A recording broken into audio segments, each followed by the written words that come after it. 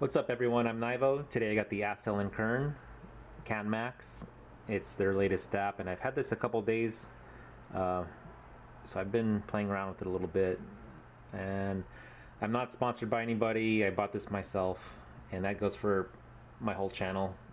Everything here is stuff that I've just played around with. So let's get into it. The form factor of this is the main reason why I bought it. I do like the form factor. It fits perfectly into my hand for the most part, except there's these edges here are sharper than I had anticipated. It's cutting into my skin a little bit when I grip it well. I think if I had the case, it probably wouldn't be an issue. But anyways, I'm just letting you know what I found. It does connect to Tidal, as you see. This is Tidal, but the screen, you know, typical Android slow stuff. I don't like how choppy it is, but I'm picky. Most people don't care about this stuff. Now, as far as the sound quality goes, I'd say it's very mediocre.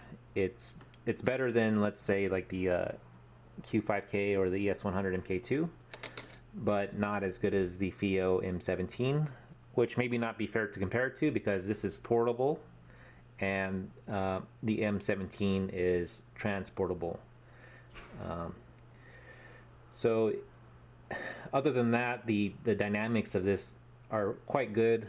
The background is dark, as you'd expect from a DAP, and yeah, it doesn't have that power, especially in the mid bass. I notice it's lacking, and yeah, it just can't power the headphone that I wanted. The HE1000 V1 is what I wanted it to power, preferably well. That was kind of like the benchmark for this that I wanted to use it for, but turns out the bass just distorts a little bit too early for my liking. I do like to listen very loud on that headphone, and I like how much bass it can put out on like the M17. So I'm actually probably going to return this and get another M17. I'm not sponsored by them either, by anybody, so that's just what I'm going to do because I like the way it sounds on that headphone. I did try this on, let's see, the A18T, the Mest MK2, HE1000 V1, and Sesfara, and that was enough to give me an idea of what this was like. I liked it probably the best on the A18T from 64 Audio. I noticed if I brought the volume all the way down to 1, it would still sound pretty good, like, you know, not really lacking anything. But of course it sounds better as you turn it up. So that was cool. You can, at completely low volumes, it's still pretty nice. Now, what else? The Mest MK2, I didn't feel like the bone conduction driver was getting powered well enough, so that was kind of a bummer because I really like the Mest when it's actually powered well, and it's just not conveying enough emotion for me, and that happens oftentimes when the mid bass is just right. So that didn't work out well. The HE1000 did not work out well, and the Sesfara, which I knew wasn't going to work out well, did not work out well. They all get loud enough to play, but Sesfara doesn't get to do any of its magic tricks. It can't stage or do anything. So let me let the siren go by.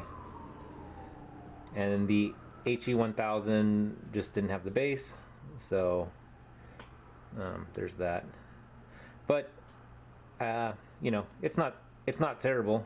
It's, you know, mostly made for IEMs, and it's going to be good enough for most IEMs. Another thing I noticed is the battery life. I didn't do, you know, 100% to 0% at a time and everything, but it just seems like it was draining faster than I wanted it to. So ask around about the battery life and, you know, what it actually is, because I didn't do the full test.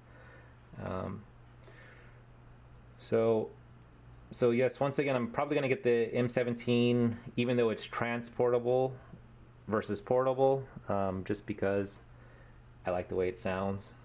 and that's pretty much it. Probably for portable, I'm just going to stick with these until something better comes along. So I guess that's pretty much it. Go ahead and hit like and subscribe if you like this content, or if you want to find out how all my different headphones sound on all these different gear. I'm going to do a series of videos on that. So, all right, see you guys later.